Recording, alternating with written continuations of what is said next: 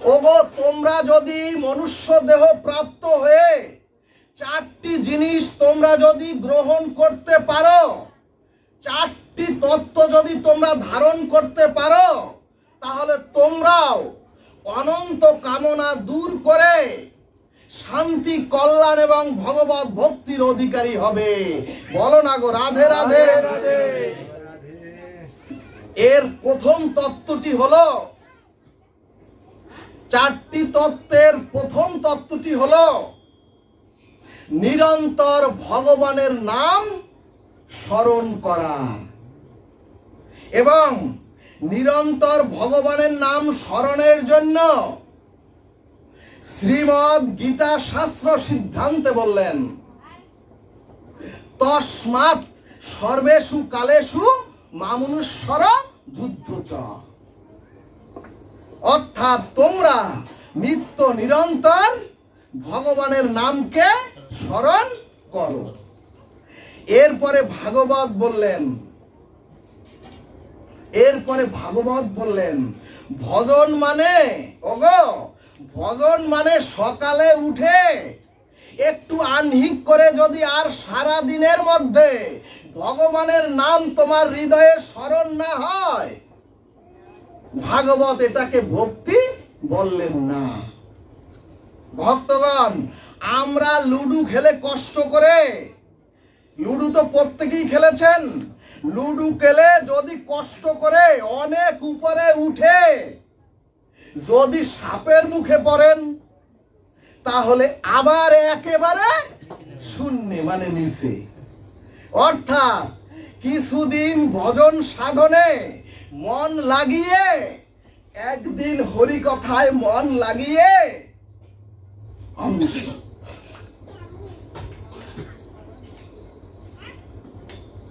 অর্থাৎ কিছুদিন হরি কথাতে ভগবত ভজনে একটু মন লাগিয়ে, 3 দিন হরিনাম সংকীর্তনে একটু মন লাগিয়ে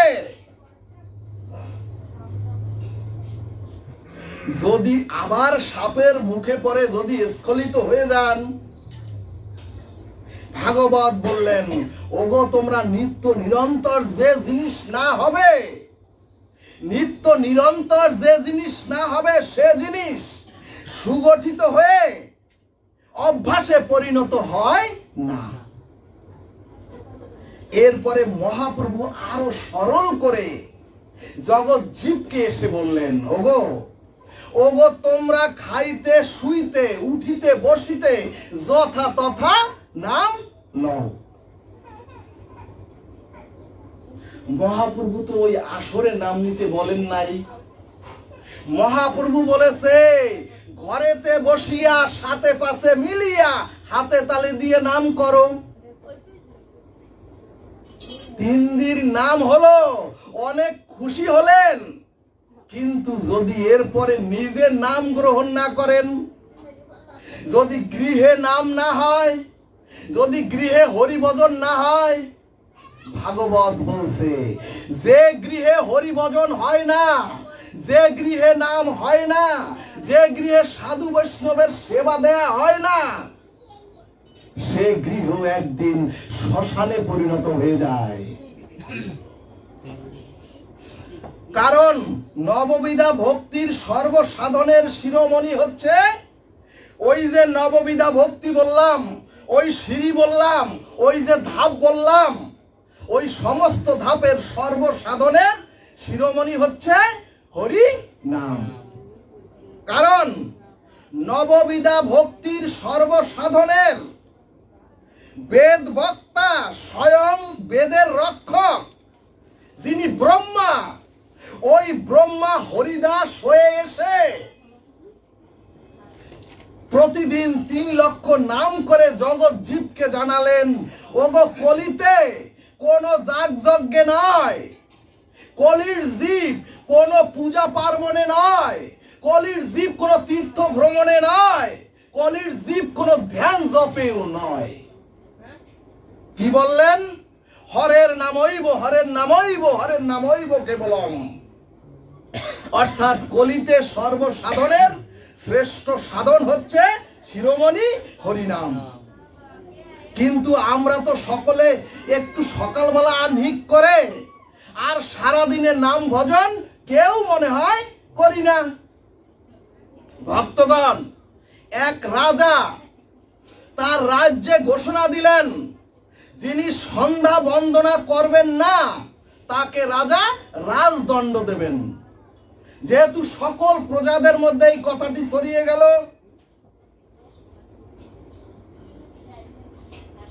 গেল, ভাগবতে মহাজনগণ বললেন, ওগো, দণ্ড বা শাসন দিয়ে ওই রাজার উদ্দেশ্যে বলল যে, ওগো, দণ্ড বা শাসন দিয়ে কোনো ভজন হয় না। শুনুন তাহলে, একদিন রাজা সন্ধ্যাবেলা রাজ্য ভ্রমণে বেরিয়েছেন। কোন রাজ্যের কোন তার প্রজা সন্ধ্যা আহ্নিক করেন না? ঠিক সন্ধ্যাবেলা বেরিয়েছেন, দেখেন সম্মুখে একজন শৌচের জন্য ঘটি নিয়ে শৌচের দিকে যাচ্ছেন।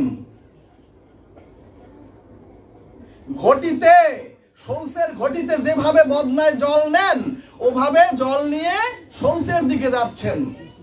রাজা সম্মুখে। রাজা জিজ্ঞেস করলো, কিরে, তুমি এই সময় শৌচে যাচ্ছ, তাহলে আহ্নিক করো নাই কেন? ওই শৌচে যাওয়া ব্যক্তির সাথে সাথে ওই শৌচের জল নিয়ে বলা শুরু করলো, অং অপবিত্র পবিত্র বা সর্বাবস্থায় গতি বিবাহ। রাজা মশাই বললেন, ও কিরে, তুই না যাচ্ছিলি শৌচে, তাহলে শৌচের জল নিয়ে পবিত্রতা শুরু করলি কেন? লোকটি উত্তর দিয়ে ওই রাজা মহাশয়কে বললেন, রাজা মহাশয়, এটা হচ্ছে দণ্ডের আহ্নিক। ওই যে আপনি দণ্ড দিবেন, সেই জন্য এই আহ্নিকটা করলাম। বলো না গো, রাধে রাধে। এই কারণেই ভগবান বললেন, তস্মাৎ সর্বেষু কালেষু মামনুষ্যর যুদ্ধ চ, অর্থাৎ নিত্য নিরন্তর আমার নাম করো। এরপরে জীবের কামনা বাসনার দ্বিতীয় মন্ত্র হচ্ছে সকলের মধ্যে ভগবানকে দর্শন করা, সকলের মধ্যে ভগবানকে দেখতে হবে। সুধীজন, আমাদের দোষ হচ্ছে আমরা শুধু মন্দিরে গিয়ে ভগবানকে দেখি, কিন্তু বাইরে কোথাও আর ভগবানকে দেখি না। এখানে ভাগবত বললেন, যারা শুধু মন্দিরে ভগবানকে দেখে, যারা জীব জন্তু গাছপালা আর সকলের মধ্যে ভগবানকে দেখে না, তারা হচ্ছে মূঢ়, অর্থাৎ তারা হচ্ছে সংকীর্ণ। ভাগবত শাস্ত্র বললেন, সর্বং খলিদং ব্রহ্ম। ভক্তগণ, আমরা প্রতিটি নারীর মধ্যে যদি জগৎ জননী মাকে দেখতে শুরু করি, আর যদি প্রতিটি নারীর মধ্যে আমরা রাধা ঠাকুর আর রানীকে দেখতে শুরু করি, ভজনের রাজ্যে আপনি প্রবেশ করে যাবেন। ভাগবত বললেন, সবার মধ্যেই ভগবান আছেন, এটা দেখতে হবে। আর যদি সকলের মধ্যে ভগবান আছেন আপনি জানেন, আপনি সবার মধ্যে ভগবান আছে আপনি দেখতে পারেন, তাহলে কার শত্রুতা করবেন আপনি? যদি সকলের মধ্যে আপনি ভগবানকে দেখেন, তাহলে কাকে ঠকাবেন আপনি? যদি ভগবানকে সকলের মধ্যে দর্শন করেন, তাহলে কাকে মনুষ্য প্রাপ্ত হয়ে কাকে তুচ্ছ তাচ্ছিল্য করবেন আপনি? এজন্যই ভগবান বললেন, সকলের মধ্যে আমাকে দেখতে যদি তোমরা পাও, তাহলে তোমার মধ্যে আর কামনা বাসনা থাকবে না। বলো না গো, রাধে রাধে। এজন্যই শাস্ত্র সিদ্ধান্ত দিলেন, একজন নাম সিদ্ধ মহাপুরুষ একাদশীর ব্রতের পরে পারণে রুটি বের করে থলির থেকে সে রুটিতে মাখন লাগিয়ে নিজে পালন করবেন। কিন্তু পাশ থেকে একটি কুকুর এসে ওই রুটি ছো মেরে দিলেন দৌড়। সিদ্ধ মহাপুরুষ মাখনের কৌটা হাতে নিয়ে ওই কুকুরের পিছনে দৌড়াচ্ছেন। দৌড়াতে দৌড়াতে 2 কিলোমিটার গেলেন সিদ্ধ পুরুষ। যখন সিদ্ধ পুরুষ 2 কিলোমিটার হাঁপাতে হাঁপাতে কৌটা নিয়ে গেলেন আর বলতে রইলেন প্রভু, কুকুরকে বলছে, হে প্রভু, আমি রুটিতে মাখনটা লাগিয়ে দেই, তারপর আপনি সেবা নিন। এভাবে দৌড়াতে দৌড়াতে যখন 2 কিলোমিটার গেলেন তখন ভগবান মুগ্ধ হয়ে দেখলেন, তখন ভগবান নিজে মুগ্ধ হয়ে গেলেন। ভগবান বললেন, ওরে, তোর মধ্যে সর্বজীবের প্রতি এত প্রগাঢ় আত্মদর্শন। সাথে সাথে কুকুরটি দাঁড়িয়ে, সাথে সাথে ওই কুকুরটি দাঁড়িয়ে চতুর্ভুজ রূপ ধারণ করে, বিষ্ণু রূপ ধারণ করে সাধুকে সাক্ষাৎ দর্শন দিলেন। জয় জয় জগন্নাথ।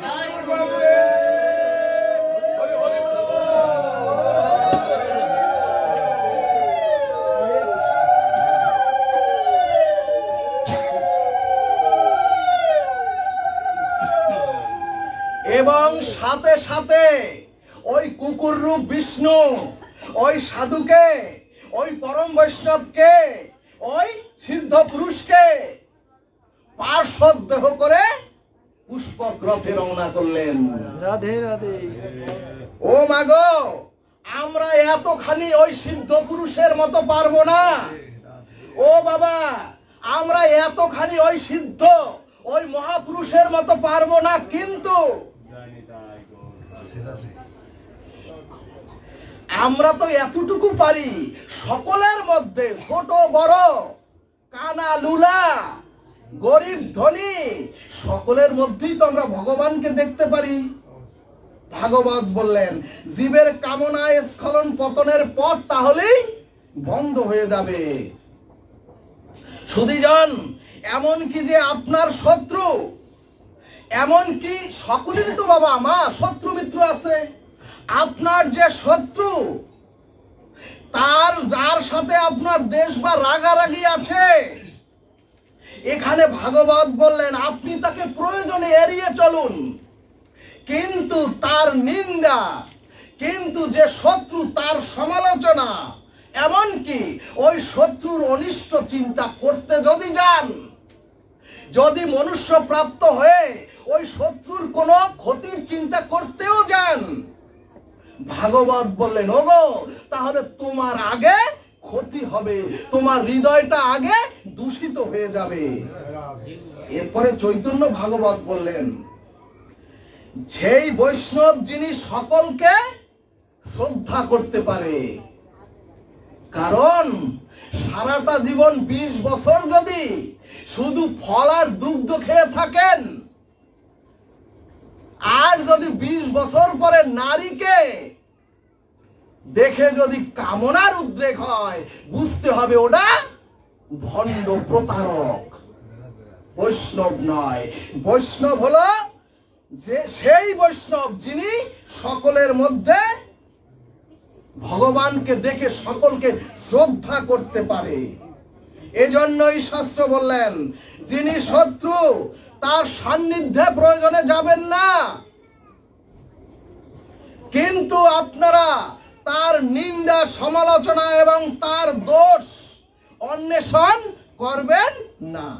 কারণ কাঁদালে, যদি কাউকে কাঁদান, আপনার নিজে কাঁদতে হবে। যদি যদি বসো না, সরাসরি এসে যদি কারো সংসার ভাঙার চিন্তাও করেন, যদি কারো সংসার ভাঙতে যান, সংসার ভাঙার চেষ্টা করেন, তাহলে জানবেন আপনার সংসার ভাঙার উপক্রম হবে। এমনকি যদি আপনি কোনো প্রাণীকে অশান্তি, কোনো প্রাণীকে, কোন জীবকে যদি অশান্তি বা ক্ষতি না করেন, কোন জীব আপনার ক্ষতি, কোন প্রাণীর দ্বারাও আপনার কোনো উদ্বিগ্ন হতে হবে না। ভক্তি সন্দর্ভ গ্রন্থে দৃষ্টান্ত দিলেন, একটি বিষাক্ত বিছা জলে পড়ে গিয়েছে। একজন সাধু যেই জল থেকে তুলতে গেছেন ওই বিছাকে, অমনি বিছার কাজ কি? শুল ফুটিয়ে দেয়া। শুল ফুটিয়ে দিয়েছে। সাধু বাবা বিছাকে প্রাণে বাঁচানোর জন্য যেই হাত ধরে উঠেছেন, অমনি সাধুর মুখে হুল ফুটিয়ে দিয়েছেন। আর হুল ফুটিয়ে দিলে সাধুর আঙ্গুল ফুলে উঠেছে। ওই বিছা একটু পরে আবার ওই জলে পড়ে গিয়েছেন। কিন্তু সাধুর হৃদয়, সাধু আবার তুলতে গেছেন, আবারও হুল ফুটিয়ে দিয়েছেন। তখন মহাজন প্রশ্ন করে বললেন, আপনি তো বোকা মূর্খ, বিষাক্ত বিছা বারবার দংশন করলেও ওকে আপনি প্রাণে বাঁচাচ্ছেন কেন? ওই সাধু বাবা অসহ্য যন্ত্রণা সহ্য করে উত্তরে ভাগবতে লিখলেন, বিচার কাজই হচ্ছে দংশন করা। অর্থাৎ যতবার প্রাণে বাঁচিয়েছি ততবার ও আমাকে ধ্বংসন করেছে। কারণ কি?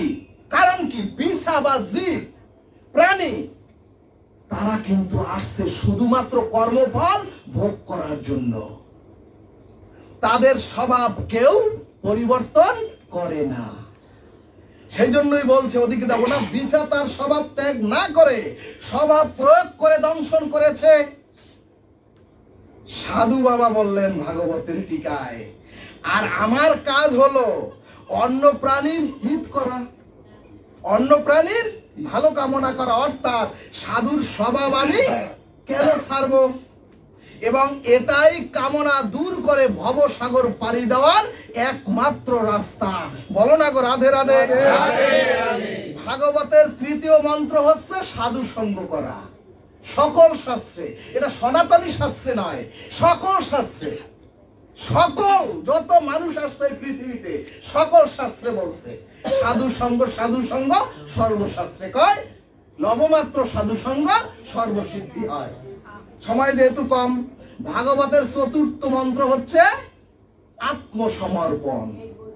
সুধীজন, শ্রীমদ্ ভগবদ গীতার সার সিদ্ধান্তে অখণ্ড পরতত্ত্ব ভগবান শ্রীকৃষ্ণ বললেন, তোমরা যদি একবার আমাতে সমর্পিত হতে পারো, তোমরা যদি একবার আমার চরণে সমর্পিত হও, তাহলে ওই যে জ্ঞান ধর্ম করতেছো, যে কর্ম জ্ঞান করতেছো, যে ধ্যানী হচ্ছ, যে জ্ঞান তোমরা নিতেছো, ওই ধ্যান জ্ঞান ভক্তিও পারবে না। একমাত্র যদি আমার চরণে তোমরা সমর্পিত হয়, তাহলে ওই ভক্তি কর্ম ধ্যান এদের দায় পড়বে না, আমারই দায় পড়বে তোমাকে উদ্ধার করার, তোমার কল্যাণ করার। সুধীজন, আমরা এখানে নির্যাস তত্ত্ব বলে ভাগবতের সমাপ্তি টানছি। এজন্যই গীতার সার সিদ্ধান্ত হলো অহং তাং সর্ব পাপেভ্য মোক্ষয়িষ্যামি মা শুচি। অর্থাৎ জ্ঞান কর্ম যোগ ভক্তি সব পথের থেকে সার পথ হলো ভগবত পরম ধর্মে, অর্থাৎ ভগবানের চরণে আত্মসমর্পণ করা। আর ভাগবতের সর্বশেষ সিদ্ধান্ত 18,000 শ্লোকের সিদ্ধান্ত হচ্ছে সর্ব পাপেভ্য হর হরি। সর্ব পাপেভ্য হর হরি অর্থাৎ তোমার অনাদিকালের সকল স্খলনের ফল, তোমার অনন্ত জন্মের সকল পাপের ফল যদি আমার শরণাগতিতে এসে যদি তোমরা আত্মসমর্পিত হও, তাহলে আমি তোমার সমস্ত কর্মফল হতে তোমাকে উদ্ধার করে তোমাদের চিরশান্তি দেব। বলো মন রাধা কৃষ্ণ জয়।